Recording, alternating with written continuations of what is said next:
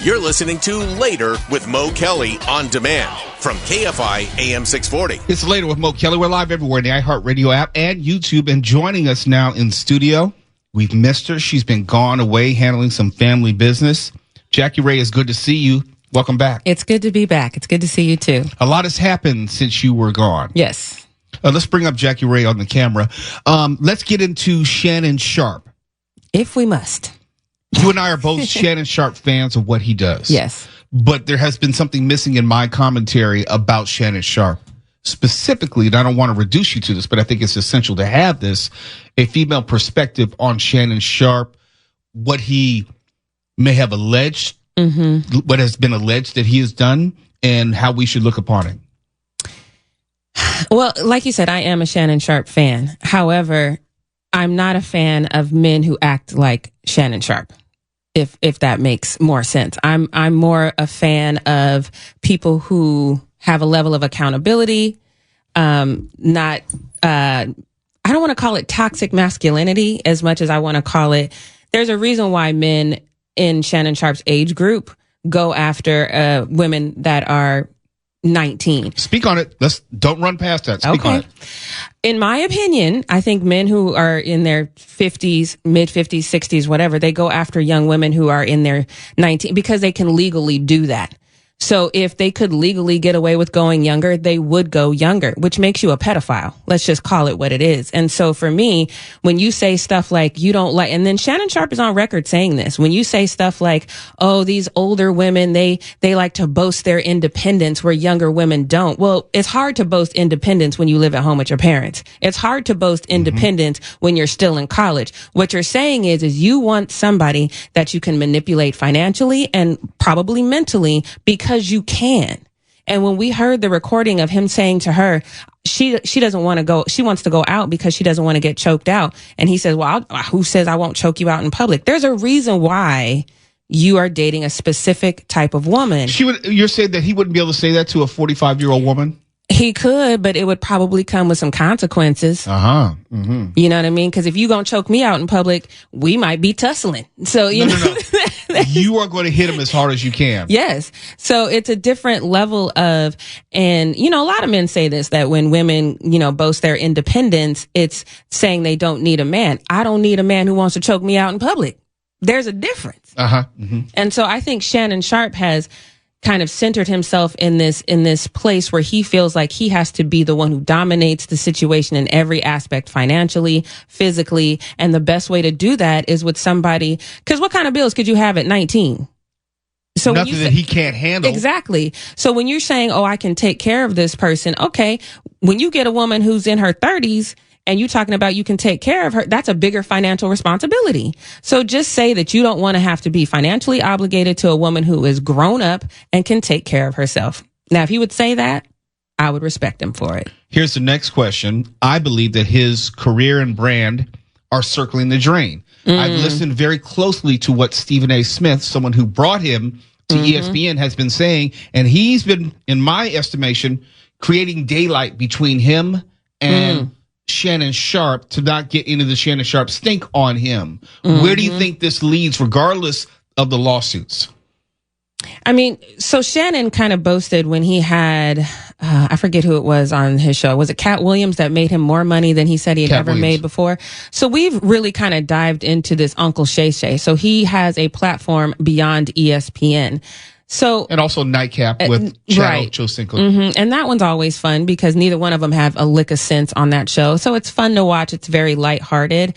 So I don't think you can really cancel him per se, because I do think we've seen this with Deshaun Watson. There is a demographic of people who will say Deshaun Watson, Cleveland Browns, who had same attorney, by the way, Tony Busby, kind of brought those women about to say that, you know, Deshaun Watson had sexually harassed them. So there is going to be a demographic of people that say, well, this is consensual, full stop.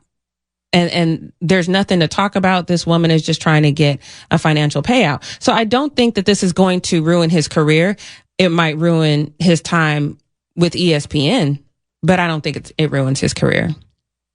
Does this make him unhireable by a network like the NFL network or some other legitimate broadcasting or cable Yep.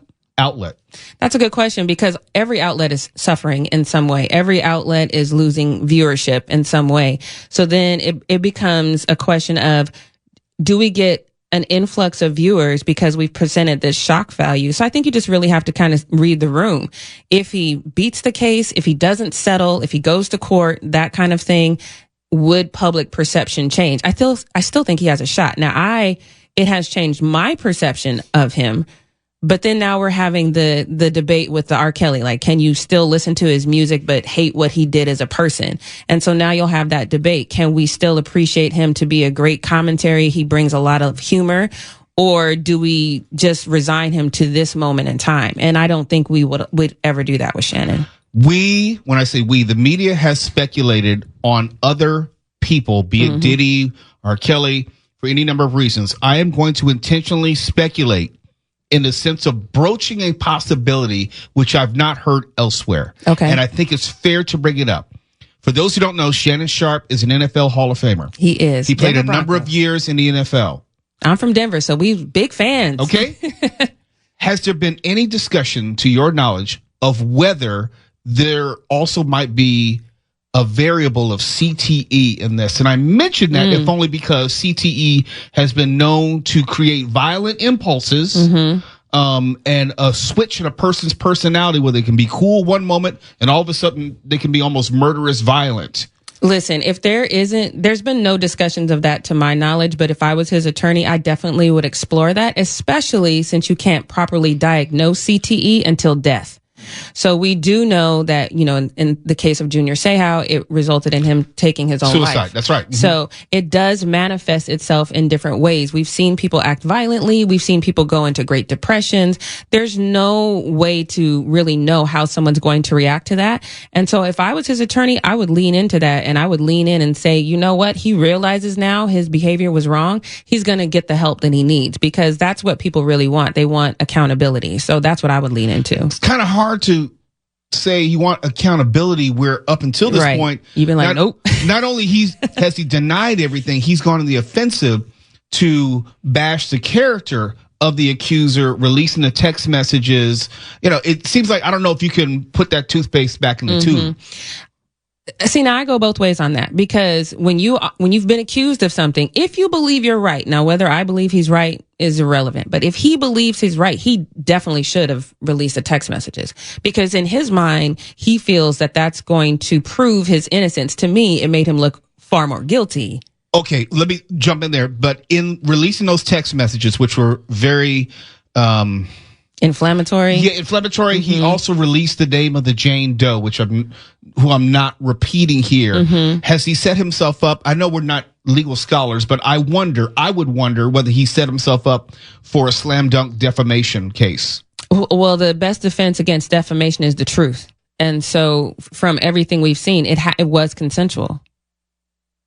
So we would have to, as far as what he's saying, but even she has said, I read a report the other day that said, yes, the relationship was consensual. It's not that she's disputing that. She's disputing the level of violence that happened to her. And also she's disputing, yes, the relationship was consensual, just not every act within the relationship was consensual. Right. So it's that old saying, she said yes 100 times. If she said no one time and you acted on that anyway, then that's a problem.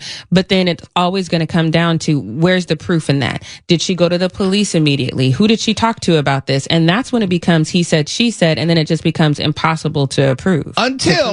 Until other receipts may pop up. Right. Because from what we understand, they recorded a lot of stuff. Well, we saw his Instagram live, so we know he has no problems with the camera being on. And his concept of consent might be different than hers. Yes. And then why isn't there a discussion about that?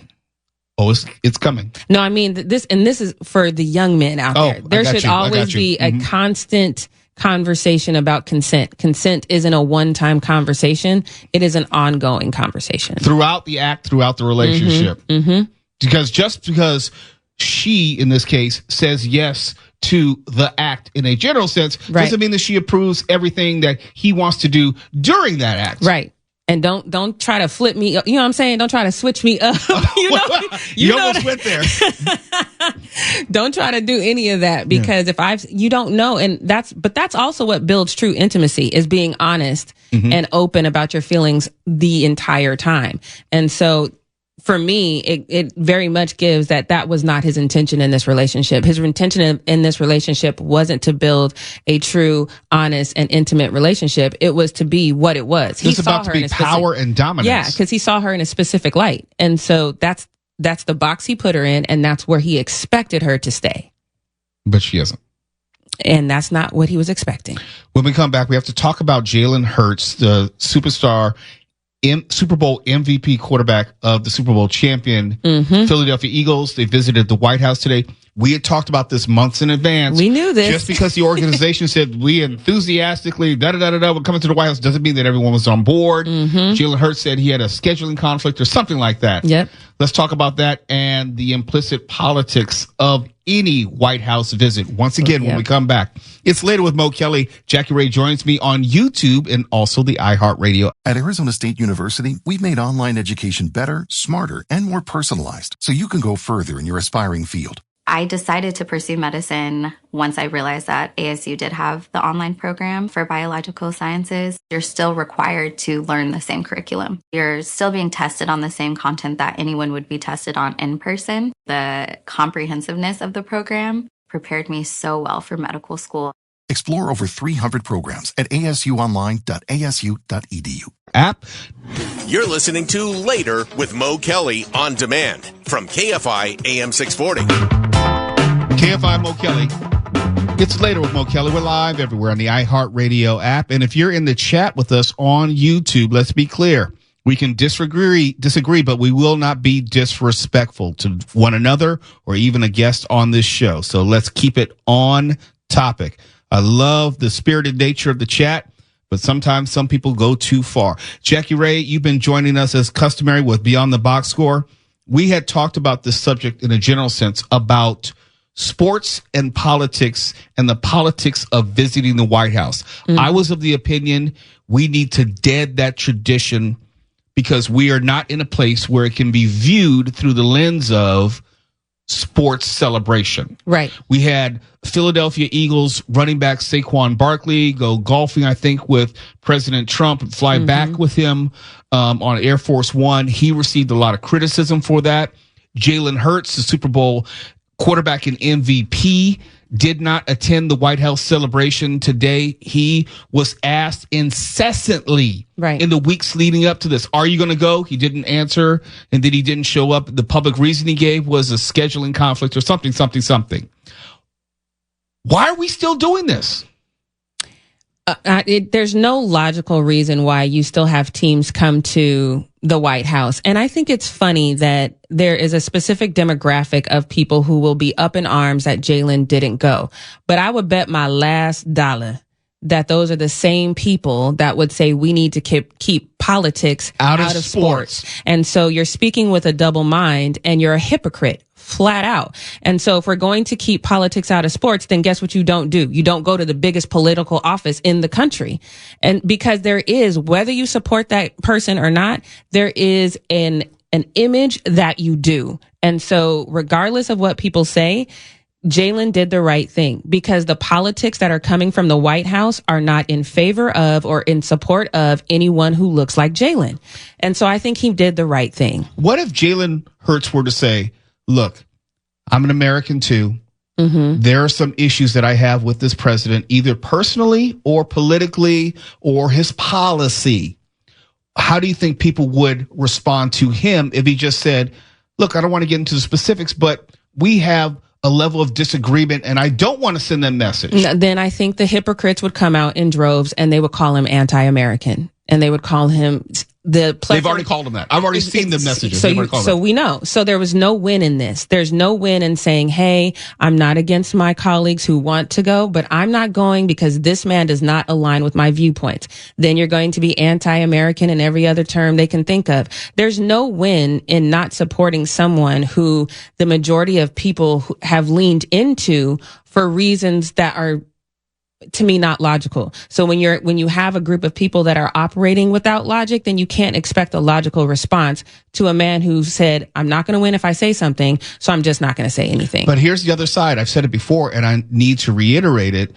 If we say take the politics out of sports, what is there then to say when the president inserts himself into sports, commenting on things that are going on in sports? And that's separate and distinct from, let's say, going to a UFC bout, going to NASCAR, or showing up at the Super Bowl. President Trump specifically has had things to say about people in sports, issues in sports, and also had something to say Super Bowl about halftime. Super Bowl halftime. You know, so the only way you can get past this is to just dead the tradition altogether. And I think it would be better for all involved, including President Trump, because then I get tired of having this conversation. Though. If you exalt yourself as king, and if you make a fake Time magazine cover hailing yourself as king, do you walk in logic?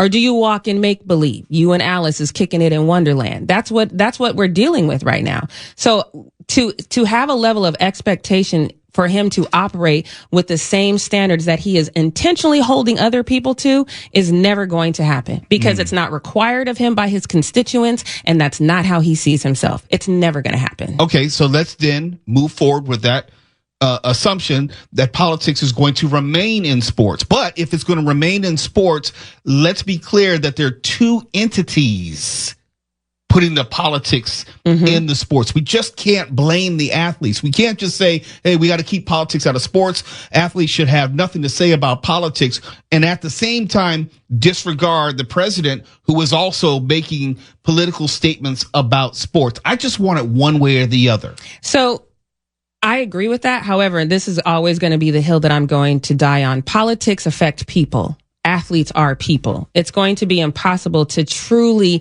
Now, you can have an atmosphere where you can set rules and say, hey, we're not going to talk about politics while the season is going on. You cannot publicly on social media or anything like that support anything political, whether that's policies that are being passed or politicians. You could do something like that, but then you should also take the national anthem out of every single game, which they probably should do anyway, because for those of you who don't read and don't know, the reason why the national anthem was inserted into sporting events in the NFL specifically was because there were low recruitment efforts, and they wanted to use the NFL, which they felt was the biggest stage, to boost recruitment into military institutions. It had nothing to do with patriarchy. It had everything to do with enlistment. Let me just tell you, there was a big scandal controversy, what they call paid patriotism, where the federal government was paying the NFL to have the flag and the national anthem prominently featured at every single game, especially since 9/11, right, to boost recruitment. Yeah, it's not it's not patriotism, it's capitalism. So let's get it right. So while you're saying, oh, that's non-patriotic, then you need to really call your congressman and say, hey, we need to take this out of sports entirely, because you cannot say that athletes should keep politics out of sports when you are demanding and will name call and just act a complete fool when they don't go to the White House. You're a hypocrite. It's Later with Mo Kelly. She's Jackie Ray. Jackie Ray, how can they contact you on social media? I feel like some of y'all got something to say to me, and trust me. Well, they're in the chat having something to say. The only reason I'm not saying it back in social media right now, on YouTube right now, is because we talking. But trust me, when I leave this room, I'm going to have this moment, because my clapback game is strong. But if you want to get at me, my @ is Jackie Ray, JACKIERAE TV. I hope they're ready, because if you're not ready, it's going to be painful for you. I've seen it happen. Some of y'all need it, so it's good. It's good. You're listening to Later with Mo Kelly on demand from KFI AM 640.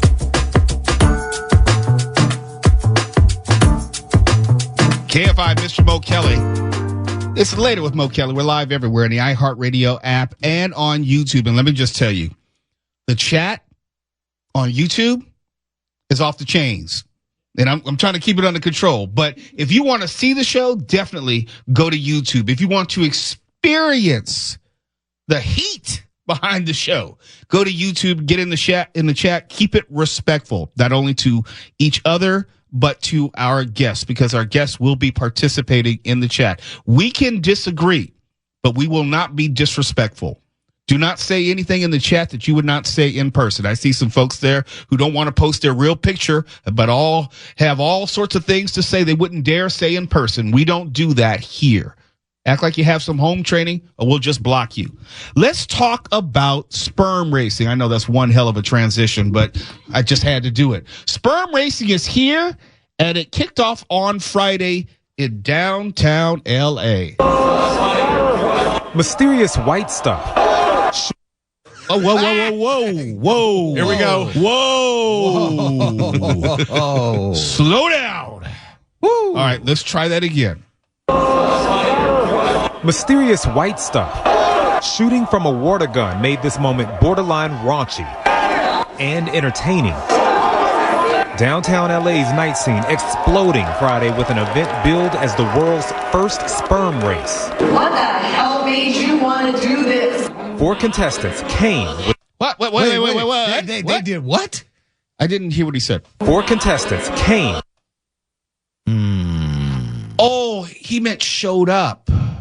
They arrived at the venue. Yeah. Okay. I misunderstood. 4 contestants came with the goal to win $10,000 in bragging rights for the strongest, fastest semen. I want to build Olympics for sperm. Eric Zhu is one of the sperm racing organizers. With the help of wealthy investors, the 17-year-old Bay Area high school student and entrepreneur launching this epic competition to raise awareness on male fertility health. The general public doesn't talk about it because it's so taboo. It's always been associated with adult entertainment or something that's degenerate. What we want to do is we want to make it more of like a sport or a different type of entertainment, but more of like optimizing biomarkers. The contenders who were handpicked. What was he talking about? I'm confused. He's 17, multimillionaire from the Bay Area. Evidently, he's turned something into nothing. He birthed something out of this. The general public doesn't talk about it because it's so taboo. It's always been associated with adult entertainment or something that's degenerate. What we want to do... Those are words out of his mouth. I don't associate it with... Never mind. With adult entertainment or something that's degenerate. What we want to do is we want to make it more of like a sport or a different type of entertainment, but more of like optimizing biomarkers. The contenders, who were handpicked out of dozens of young men, were given money each week to train their mind, bodies, and diets ahead of the viral, sold-out marathon. When you really think about it, we all won our own individual sperm races to get onto this planet, so it's only fit that we make this a format that we could all watch and enjoy. The competitors, Sperm, put into a microscopic racetrack. And you can see the microscopic racetrack on our YouTube channel. Wait, from their sperm? Correct. That's what was in the water gun? No, not in the water gun. No. That was, never mind. And then they're off. The sperm literally captured on this screen, swimming to the finish line. The winner celebrates while the loser gets slimed. But perhaps this was the matchup of the night. Male students from USC and UCLA. In the end, the Trojan won. Oh, I see what he did there. Oh, wow. The Trojan won. He could have kept it as just USC and UCLA, but no, he had to say Trojan. Mm-hmm. In the end, the Trojan won. The Bruin got creamed. Okay. Hey. Wow. Good Lord.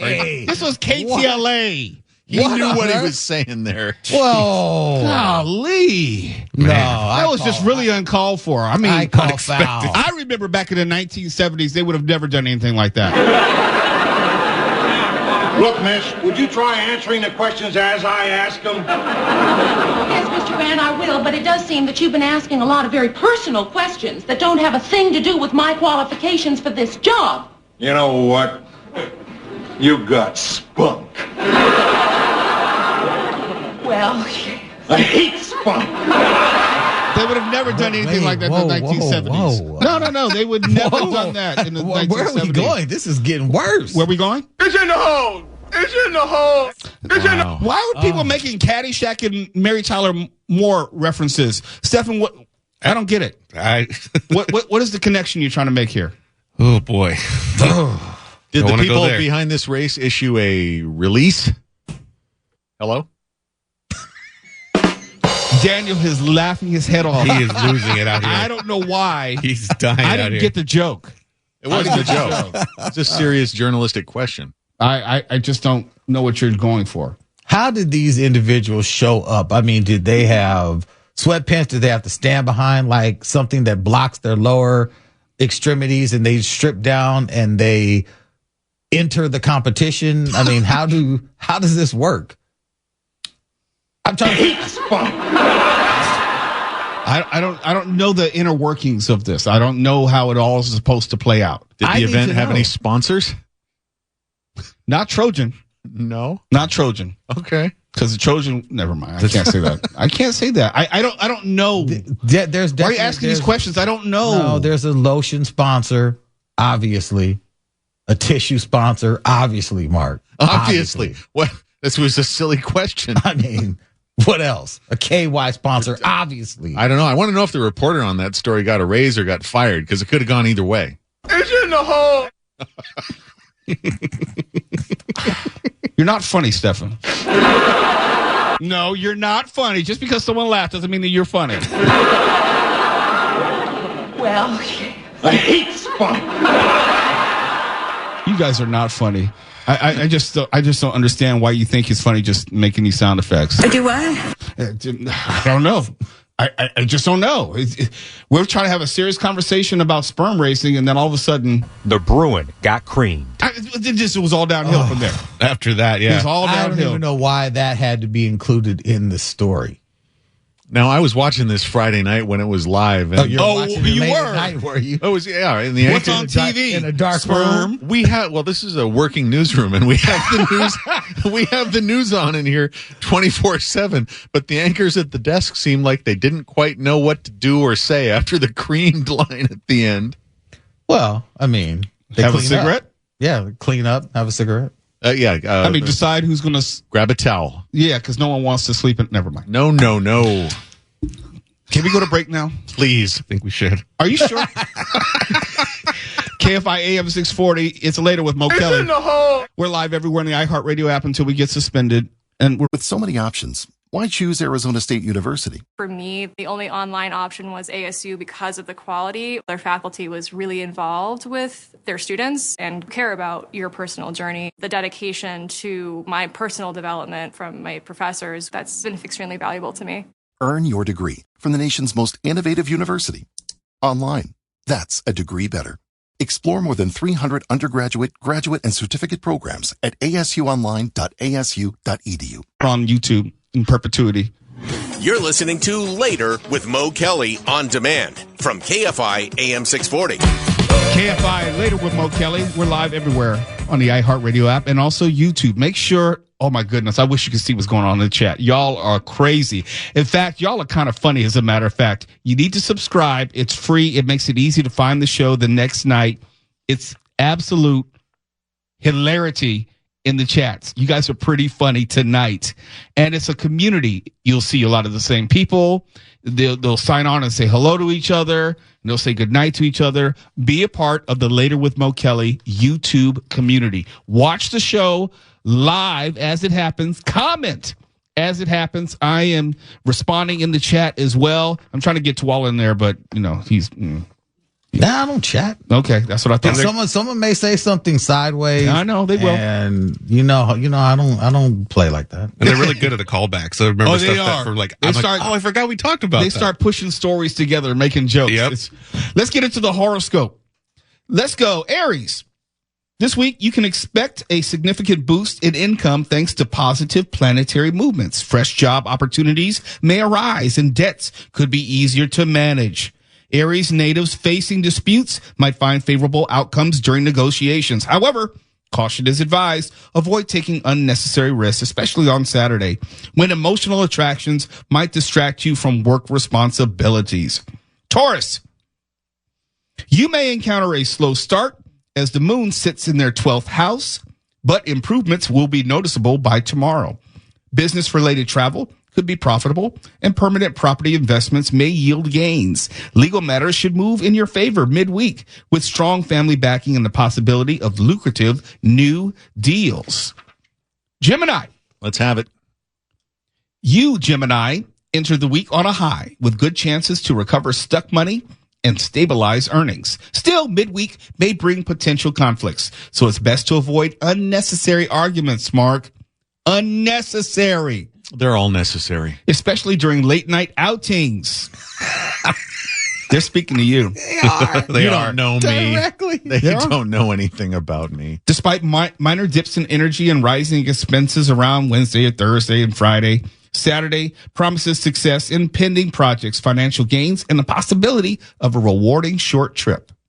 It's probably like sex or something like that. No, unlikely. Call back.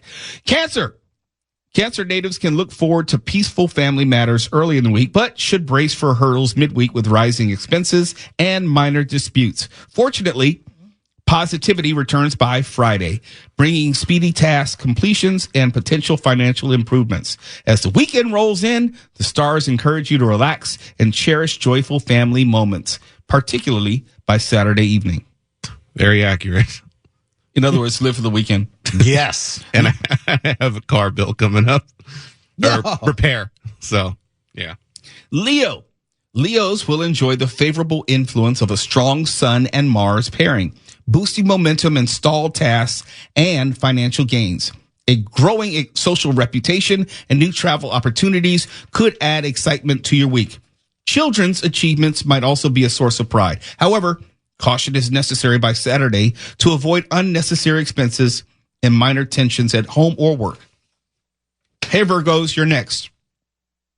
Virgos may experience financial fluctuations at the beginning of the week, including possible issues related to vehicles. Disagreements could surface, but perseverance will lead to recognition in your field. By Friday and Saturday, Virgos can expect smoother routines, family celebrations, rising income, and uplifting news from children. Libras, this is for you. You'll see a bright start with supportive family members and rising income. Yet challenges could crop up from Tuesday evening into midweek, including unexpected expenses and a slight dip in external support. Thankfully, Friday and Saturday promise a return to smooth sailing. You may host guests, meet influential figures, and although a planned trip could be delayed, social connections will thrive. Scorpio, here you go, Tuwala. Go. Tuwala may feel pressure at the start of the week, but reliefs set in by Tuesday evening. Is he entering that race? That's what I thought too. We want your pressure relieved. Yes. Don't do it, Stefan. Don't do it. Come on, don't do it. Don't be stingy. Don't reach for it. Financial gains, supportive children, favorable outcomes in travel, and strong luck align midweek. However, the weekend may bring increased spending, like going to a concert. Yeah, minor disputes this weekend, so yeah, all and weekend long. Potential issues with vehicles. So vigilance is essential. All that makes perfect sense. I mean, I got a straight 15-year-old birthday happening this weekend. It's like 15 Thursday. Already? Yes, right. God, Thursday. No, the party starts actually Wednesday. So it's hard to believe she was like Thursday, Friday. Yeah, 4 years old when I met her. Something like that. Yes. Sagittarius, it's me. I can expect an overall upbeat week with pending issues resolving and fresh financial prospects emerging.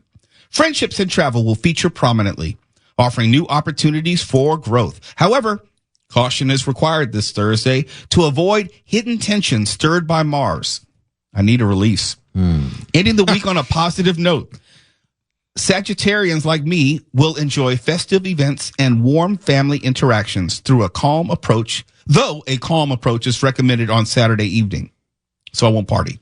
Capricorn will juggle high expenses early in the week, particularly concerning health, but gains in property-related matters are possible.